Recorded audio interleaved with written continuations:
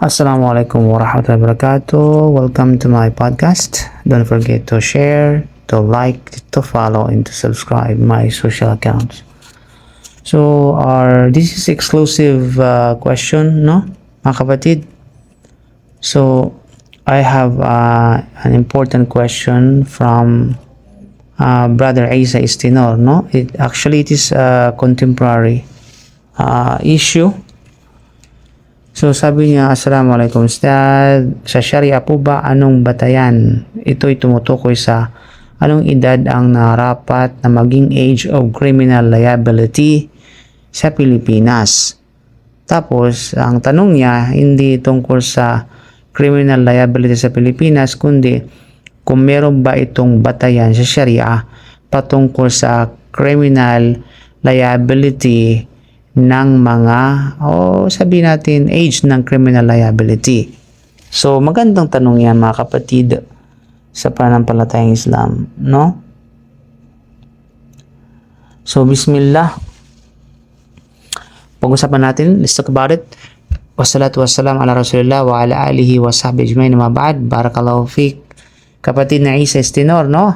At actually hindi ako update, pero ito po ay trending po talaga ito dahil nga sa naganap na pamamaril doon sa Bacolod ata kung nagkamali sa loob ng school na nasasangkutan ng mga minor age. Okay, mga minor de edad. So, pag-usapan natin, hindi natin pag-usapan kung ano ang batas sa Pilipinas hinggil dito. Pag-usapan natin kung ano ang batayan ng Sharia pagdating sa age of criminal liability. So, ang tanong na ano ang narapat na edad ng criminal liability ay may magkaibang pagtingin sa batas ng tao or positive law at sa tinatawag na Sharia.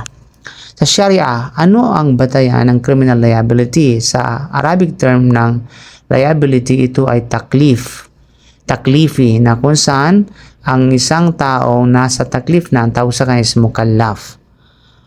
Ang pangunahing batayan sa Islam, sa Sharia, ang pananagutan sa mga gawa, no, sa mga actions or taklif ay hindi pangunahing nakabatay sa tiyak na edad tulad ng 12, 15 o di naman kay 18 years old, kundi sa pag-abot ng bulugh. Ibig sabihin pagbibinata o pagdadalaga at pagkakaroon ng akal o maayos na pag-iisip. Yun po yung basic na pamantayan sa liability.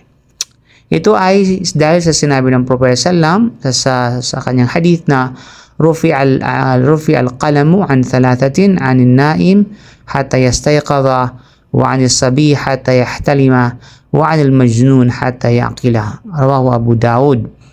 Inalis ang pananagutan sa tatlo. Inangat, no? Sa natutulog hanggang magising, sa bata hanggang siya ay magbinata o magdalaga o umabot sa bulugh, at sa baliw hanggang bumalik ang kanyang katinuan. Ang tanong, kailan itinuring na baligh ang isang bata? Kabilang sa mga palatandaan ng bulugh para sa lalaki ay paglabas ng semilya. Yun yung, alam natin, yung kumbaga sa sperm sa English term, sperm, semilya, no? O ano pa ang tawag diyan sa Tagalog na iba pang term, baka kayo nang bahala. Yan ang una. Pangalawa, pagtubo ng buhok sa paligid ng ari, pag-abot sa itinakdang edad kung wala pang ibang palatandaan. Yan ay pagdating sa bagay na sa point na ito, nagkakaiba-iba ang bawat madhab, no? Pag-abot sa itinakdang edad kung wala pang palatandaan.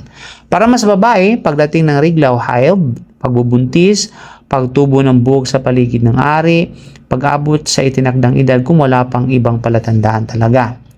Kung walang palatandaan, maraming mga fuqaha ang nagsabi na ang huling hangganan ay 15 sana, 15 taon. Batay sa mga ulat tungkol kay Ibn Umar radiyallahu anhuma. Si Imam Ibn Qudamah rahimahullah ay nagsabi, kapag umabot sa bulugh ang isang tao, nagiging obligado na sa kanya ang mga tungkulin at pananagutan ng Sharia. Sinabi niya ito sa Al-Mughni. Sheikh Uthaymin rahimahullah nagsabi, ang batayan ng taklif ay bulugh at akal, yung kaisipan, hindi simpleng bilang ng edad. Tanong, may kaparusahan ba ang bata sa Sharia? Bago ang bulugh, ang bata ay hindi mananagot tulad ng isang adult. Hindi papatawan ng mga hudud, mga kumbaga gaya ng adult. Yung mga hudud, ito yung mga hangganan sa for example, criminal case, no? Ngunit maaari siyang disiplinahin at turuan o ta'dib upang maituwid ang kanyang asal. Yan ay matatawag na ta'zir, no? Depende yan sa kung paano tingnan ng hukuman. Pagkatapos ng bulugh, kapag naging baligh at may matinong pag-iisip, siya ay naging ganap na responsable sa kanyang mga gawain sa harap ng Allah at sa batas ng Sharia. Malinaw? So bilang buod sa mga sinasabi natin, ano ang batayan ng criminal liability? Ang sagot sa Sharia, bulugh, puberty at akal sound mind. May eksaktong edad ba? Hindi, pangunahing edad ang batayan. Kung walang palatandaan ng bulugh, maraming scholar ang nagtakda ng 15 years old bilang huling hangganan. Pananagutin ba ang bata bago ang bulugh? Hindi tulad ng adults, ngunit maaari siyang disiplinahin at turuan. Kailan nagsisimula ang ganap na pananagutan? Kapag baligh at may matinong pag-iisip, no? So sa Islam, kapatid, ang pananagutan ay nakabatay sa kakayahang umunawa at sa pag-abot ng bulugh. Kaya't ang Sharia ay nag-uugnay ng obligasyon at pananagutan sa pagiging handa ng tao sa pisikal at mental na aspeto. Kaya wallahu a'lam bisawab. Hopefully ay nasugunan natin yung exclusive na katanungan na ito. Jazakallahu khair kapatid, barakallahu fiik, subhanaka bihamdika, asyhadu an la ilaha illa anta, astaghfiruka wa atubu ilaik. Assalamualaikum warahmatullahi wabarakatuh.